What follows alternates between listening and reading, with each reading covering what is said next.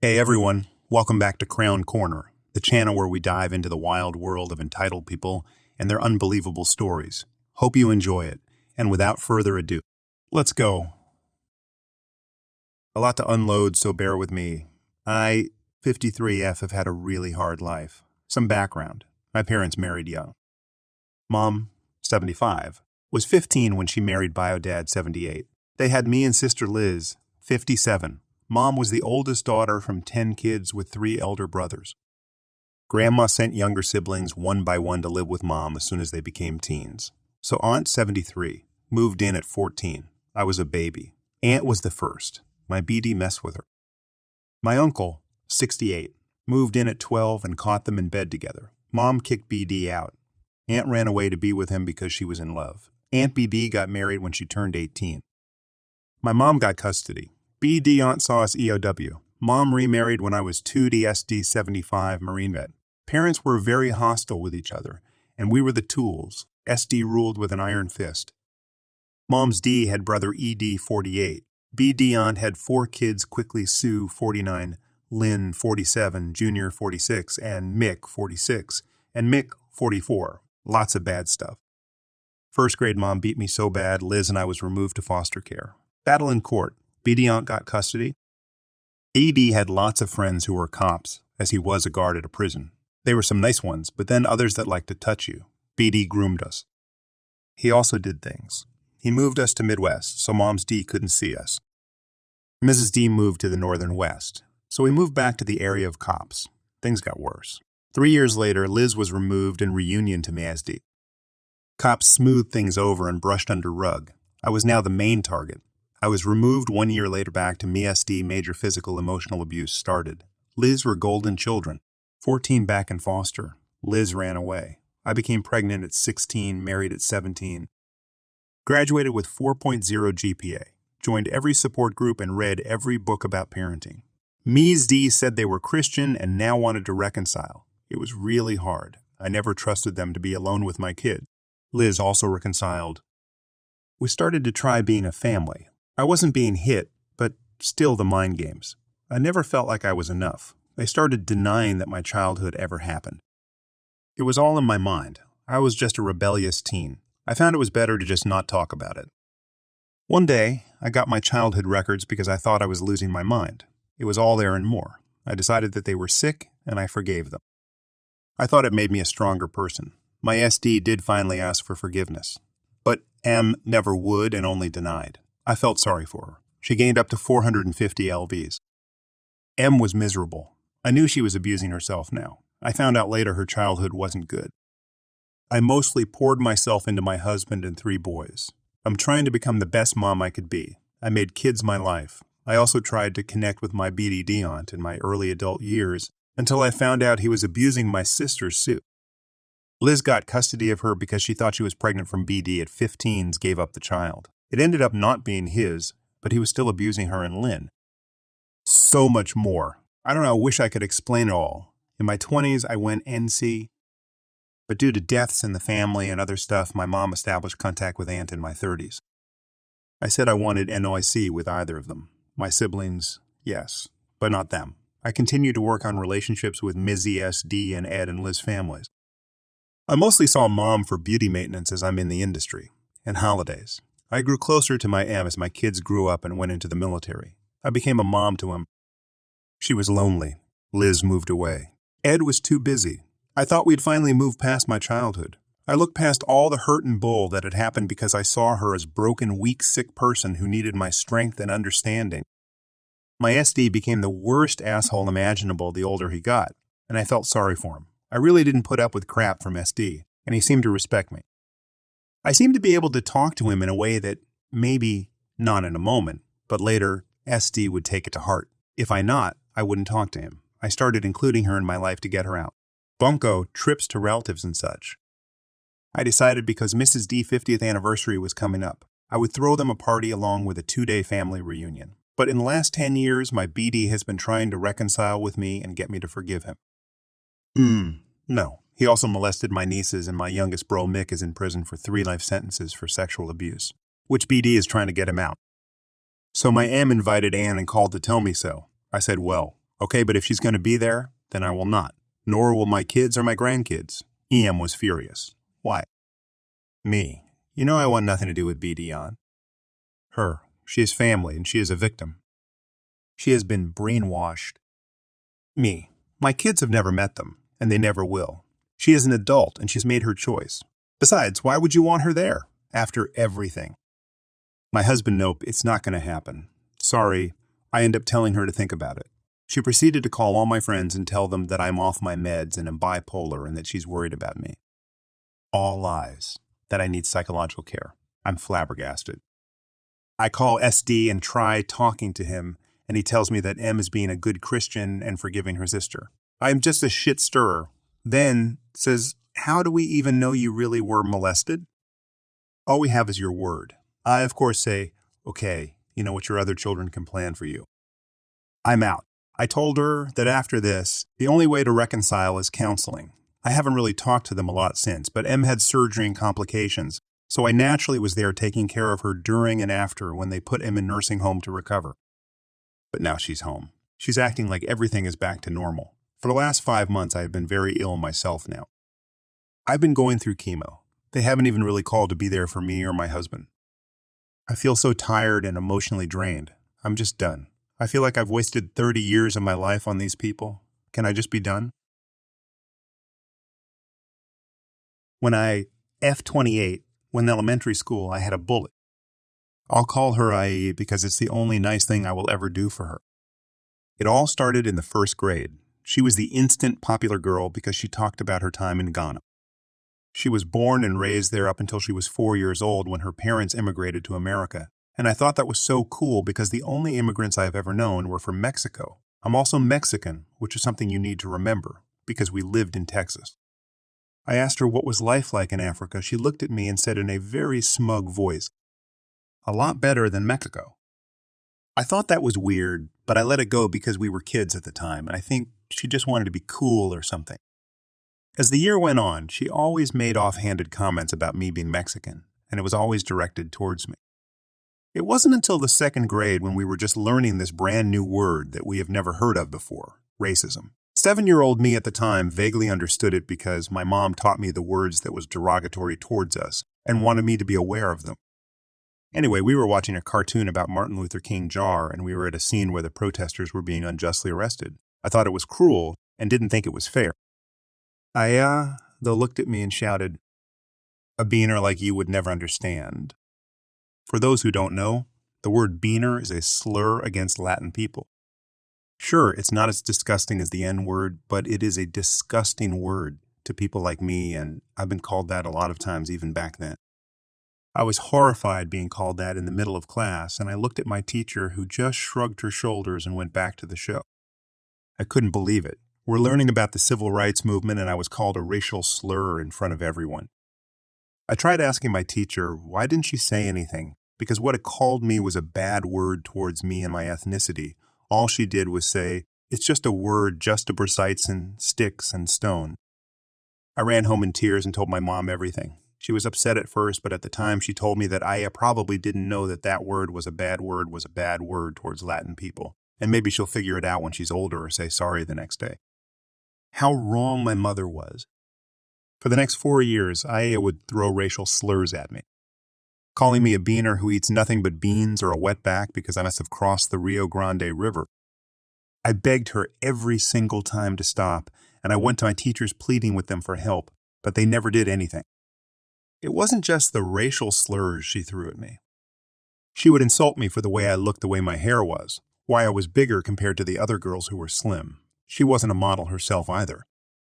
Things got worse in the 4th grade. I was going through a rough time because my mom was dating a man who drank beer as if prohibition ended.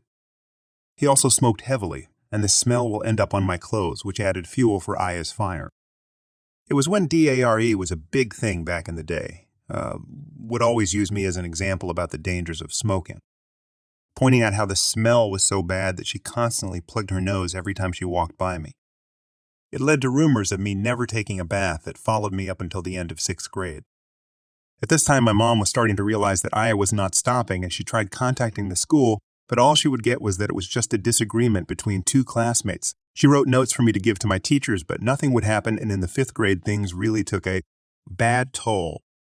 My grandfather passed away, and his death hurt me so much that even to this day, I still feel that raw pain of his passing. Word got out to my school, and Aya walked up to me saying how sorry he was that my grandfather was gone. I naively thought that maybe, just maybe, she would stop being a bully and say sorry for saying racist things towards me. Nope. Is it sad that he died to get away from you? I would too if I realized my granddaughter was so ugly. I broke into tears while she and a few of her friends laughed. And as always, none of my teachers did anything to stop her. I told my mom, who managed to finally get a hold of my teacher and demanded that she do something about A, or else she was going to go up there and make her stop.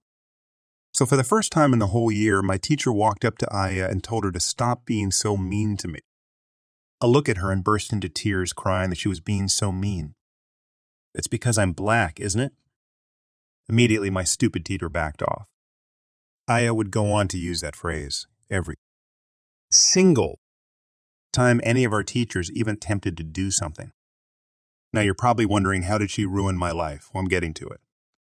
Things slowly quieted down when I was in 6th grade, but I was plotting something.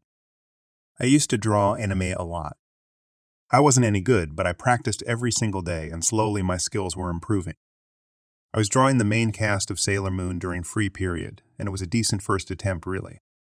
For once, there were no stray pencil marks, and I didn't have to erase as much. I left to go to the bathroom, and when I came back, my drawing was ruined. It had pen marks everywhere with the words Beaner and Wetback and permanent marker all over it. I was devastated and broke down. I worked so hard on that drawing, and it was vandalized with hate. I looked over to a group of desks where Aya was sitting, and I saw her laughing. She and a couple of her girlfriends were saying how funny it was I was crying over a stupid picture, and I saw that she had that stupid permanent marker in her desk. I marched up to her and yelled at her. I demand to know, what is it about me she hated so much? Why was she acting like a racist towards me when I did nothing to her? I was crying, I was screaming, and my teacher told both of us to go to the office. I thought we were finally going to solve the issue, but as always, I was wrong. My principal looked at the both of us and said that I should apologize to Aya. Me. What? He apologized to A for yelling at her. Just because you're upset over drawing doesn't mean you have to yell at a classmate for it. Me. But she ruined my drawing. She wrote slurs all over it. I should point out that she even had permanent marker stains on her hands. Me. Why aren't you telling her that you don't tolerate racism in this school?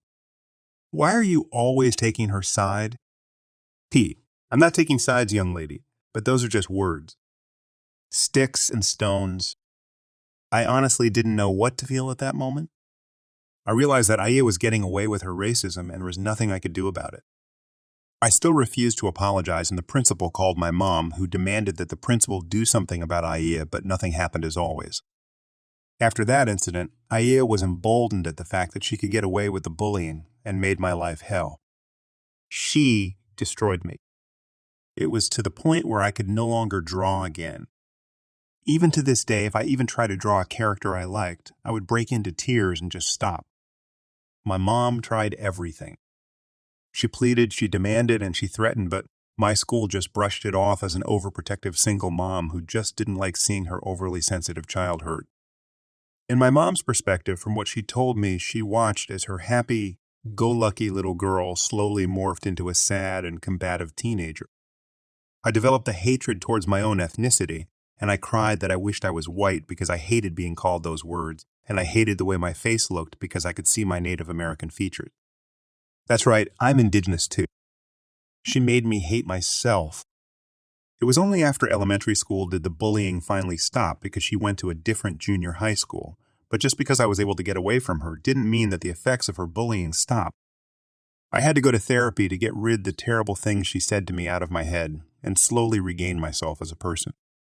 My family, who knew of the bullying, gathered around and gave me unconditional love and support, all the while telling me stories of our ancestors who started our family, how they fled Spain during the Texas Revolution. I even went to the tribe I was descended from to help gain a better understanding of my indigenous roots, and they helped me immensely as well. Yeah, Aya and I ended up going to the same high school, but I avoided her like the plague because I wanted nothing to do with her or her bullshit. Aya was a model student, and during Black History Month, we used to have an assembly where we talked about the great black figures in history. She would always go on the podium and talk about how proud she was of her race, and that we should embrace everyone of different race, religion, and all that good stuff. It took all of my willpower and constant reminding of myself that what happened in elementary school was in the past to not laugh and roll my eyes. I just thought she was a piece of work. Fast forward to 2021. I was packing up my room because I was getting ready to move some of my stuff to my new house with my then fiancé, now husband, while we were planning our wedding. I was reading a book on my phone when I got a notification from someone I hadn't seen since high school. It was, I'm an adult now, so instead of feeling the terrible anxiety I would always feel whenever I would get a note from her, I just looked at it, annoyed, and wondered what the hell did she want, and opened it. Apparently, she was hosting our elementary school reunion because the old building was being torn down in place of a new one. She was inviting everyone who went to school there so we can say goodbye to the old girl. Honestly, I didn't want to go because that school has done nothing but bring me grief and anger. Just driving by it over the years would make my heart pound uncomfortably.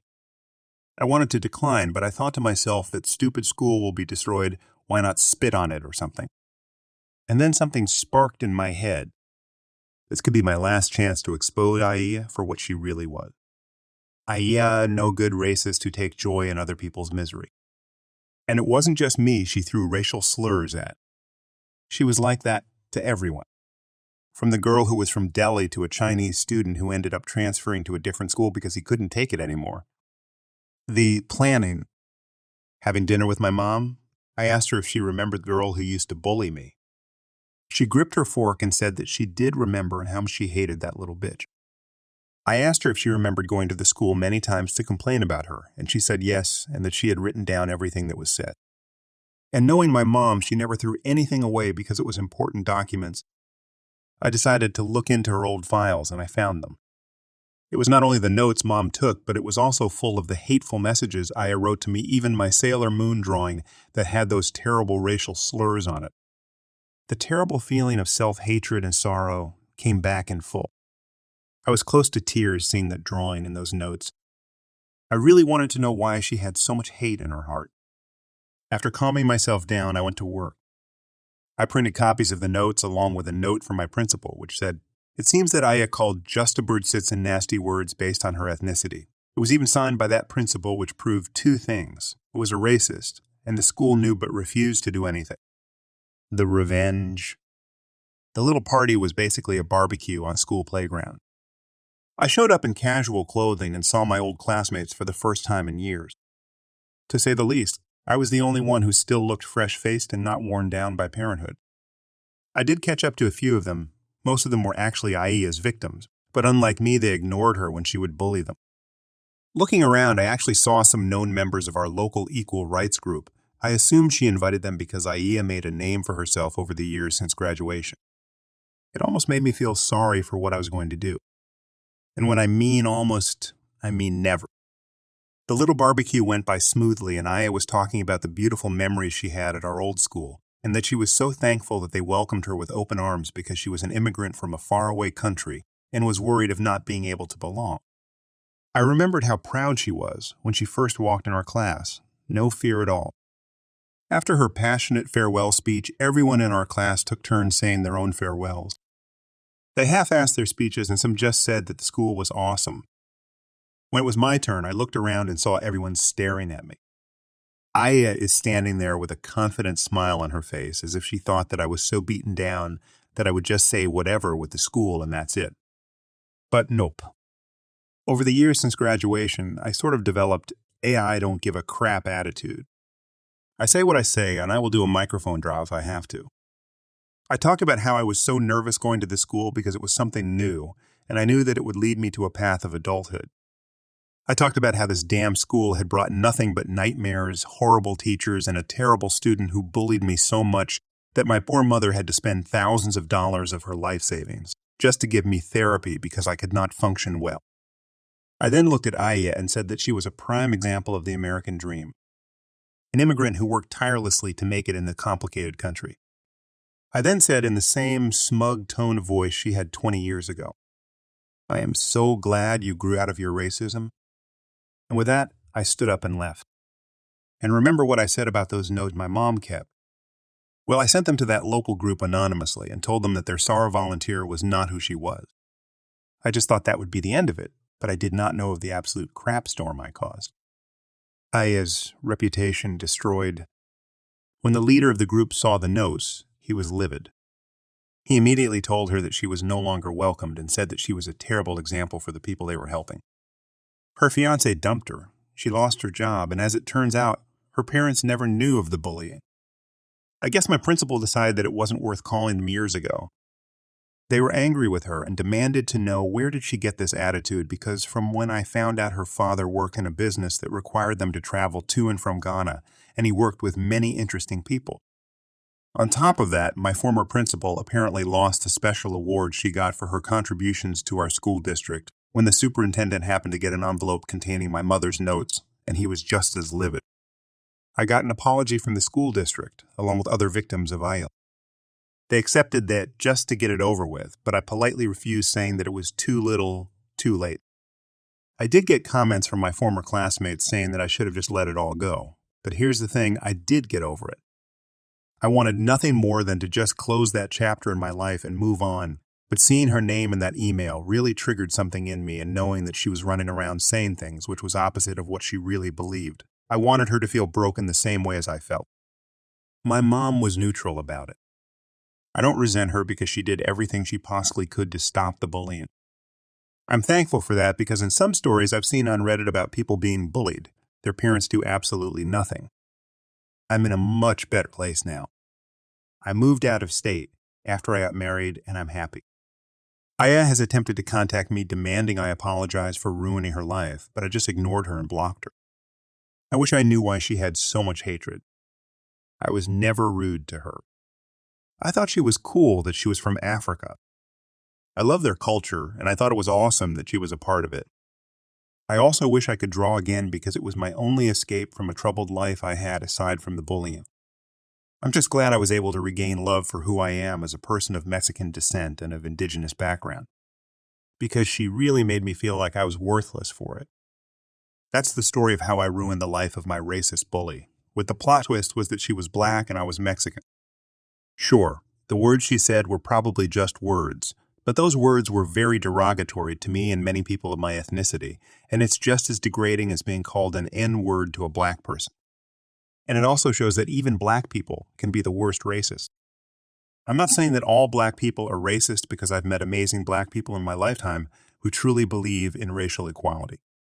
I wanted to keep this to myself, but after seeing the terrible attacks on Asian Americans since the stupid pandemic happened, I noticed that it was sparking a big debate on who should be charged with hate crime.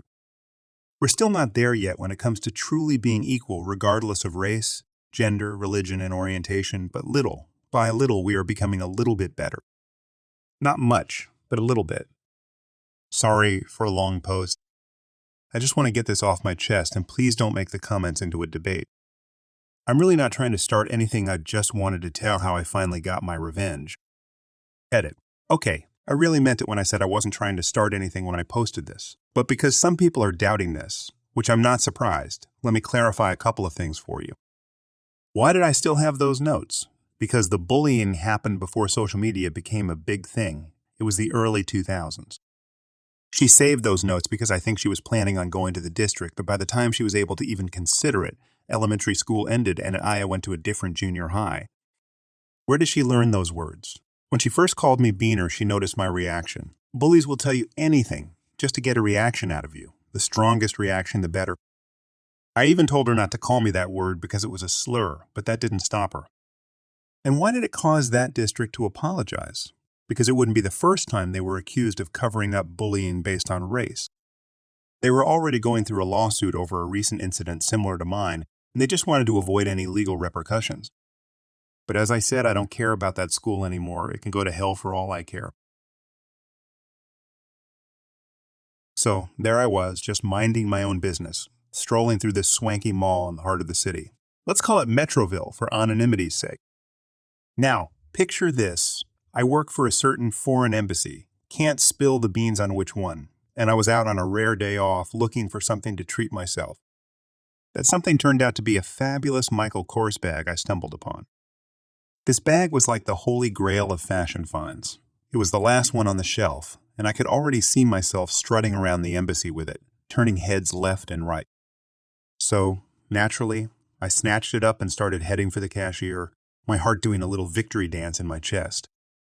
But just as I was mentally calculating the damage to my wallet, a hand came out of nowhere and yanked the bag. I felt that bag slipping from my grasp like it was a lifeline, and I turned my head faster than a lightning bolt to see who the culprit was. Lo and behold, it was a woman, a full-blown Karen. Now, I'm generally a pretty easygoing person. This bag was practically calling my name. So I mustered up my politest, "I'm sorry, but this is mine now" smile and said, "Oh, I'm really sorry, but I've got my heart set on this bag. You see, I found it first." Karen, of course, didn't take this well. She started huffing and puffing like the big bad wolf. "I saw it first," she exclaimed, her voice reaching that high-pitched tone that only dogs can truly appreciate. I tried to reason with her, saying, "Well, you did step away from it, and I assumed it was up for grabs. But hey, maybe there's another one like it somewhere in the store." That's when the situation took a nosedive from uncomfortable to downright awkward. Karen, still clutching the bag like it was a winning lottery ticket, decided to unleash a verbal assault on me. She started throwing comments my way like they were confetti at a New Year's Eve party. "You people are all the same," she spat, her eyes narrowing into laser beams of disdain. "You think you can just take whatever you want, don't you?" I was taken aback by her comment. What did my nationality have to do with a handbag? But I kept my cool and replied, "I assure you, it's got nothing to do with where I come from. It's just a bag." Karen, however, was not about to let this go. She raised her voice even higher, as if volume could somehow make her argument more valid. "I demand to speak to your manager right now," she screeched.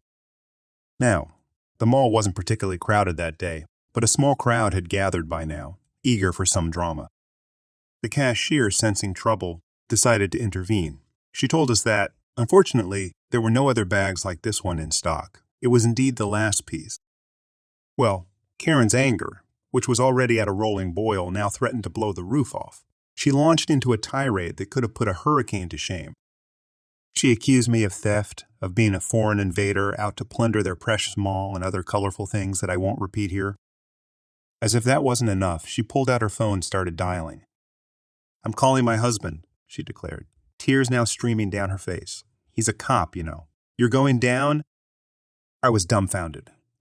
All this over a bag. I watched in disbelief as she had a full-blown conversation with her husband, giving him a highly exaggerated account of what was happening. I could only imagine what he was hearing on the other end of the line. In no time, Karen's husband arrived at the scene looking like he was ready to take on a gang of armed criminals. He stormed up to us, his face redder than a lobster, and began shouting at me, demanding to know what was going on. I tried to explain the situation as calmly as I could, emphasizing that I had no intention of causing any trouble and that it was all a big misunderstanding. But Karen was having none of it. She continued to wail about how she had been mugged and how I was a thief. Her husband, who was indeed a cop, flashed his badge like it was some sort of magic wand that could make all problems disappear. He threatened to arrest me on the spot, despite the fact that there was no evidence of any crime being committed. As Karen's anger reached its peak and her husband continued to shout, a tense silence fell over the scene. The crowd was growing more uncomfortable by the second. Then, in a shocking turn of events, Karen reached towards her husband's waistband, where his gun was holstered. Gasps rippled through the onlookers as she threatened. "I'll use this if I have to. Give me that bag." My heart raced as I realized the situation had taken an even darker turn. I knew I had to act fast. With trembling hands, I fumbled for my phone and dialed the number of my embassy. I explained the dire circumstances to my superior and provided them with the exact location. Within minutes, a team from the embassy arrived. They were well versed in handling such delicate situations. They approached Karen and her husband with professionalism and poise, urging them to put the weapon down and step away from me. It was clear that the embassy's intervention had rattled Karen and her husband. The embassy team then requested the name and badge number of Karen's husband. He hesitated for a moment but eventually complied. They assured him that they would be reporting this incident and his conduct to the relevant authorities. The prospect of potential repercussions seemed to deflate some of the anger and bluster. In the end, with the support of the embassy team, the situation was peacefully de-escalated. Karen and her husband were escorted away, the guns safely secured by the embassy personnel, and I was finally able to complete my purchase. As I left the mall, I couldn't help but reflect on the surreal turn of events. Enjoying the stories yet? If you do, please subscribe, like, and comment. I lived across the street from a very bored stay. At home, Mom's excess idle time turned her into an insufferable busybody. Her husband backed out of the driveway and slammed into my roommate's car parked on the curb. He apologized, gave us his insurance info, and took care of it. He was never a problem because he accepted responsibility for what he did. His wife, however, demanded that we never, ever park any cars at the curb again because they can't get out of their driveway otherwise. The street was very wide. She was just completely unable to accept that the accident was her husband's fault and figured we were somehow responsible for it. Ergo, we were responsible for preventing it in the future. We told her that we would avoid parking there whenever possible, but that we still had the legal right to park on the street, and that if necessary, we would still do so, and that it was her and her husband's responsibility to avoid hitting other people's legally parked cars when backing out of the driveway. She wasn't happy with that answer, but just told us we better stay out of her family's way and stormed off. One day, she came storming over, banging on the front door, cussing us out. We got her on our security camera saying, if you don't move that freaking car in the next 10 minutes, I am going to total it with my truck. It'll be your fault, and you'll have to pay for the damage to my freaking vehicle. To this, I simply responded, I don't know whose car that is, but I didn't park it there. I have you on camera, so if you do anything to that car, I'll have to call the police and hand over this tape. She then threatened to sue me for invasion of privacy for recording her, and still insisted that we move the car, even though it wasn't our property. We just ignored her, and she did not do anything to the car. We did keep the recording, though. A few weeks later, I had a friend visit from out of town. He parked his car on the curb and then started unloading some stuff from his trunk. She came storming out, screaming and cursing at him. I've told you repeatedly never park your car on this curb. If you don't move it, I am going to total it, and you can pay for a new car, as well as the damage you do to mine. He tried to calm her down and asked if there was somewhere else he could park, and she replied, you can park it in hell, because that's where you'll be after I freaking kill you.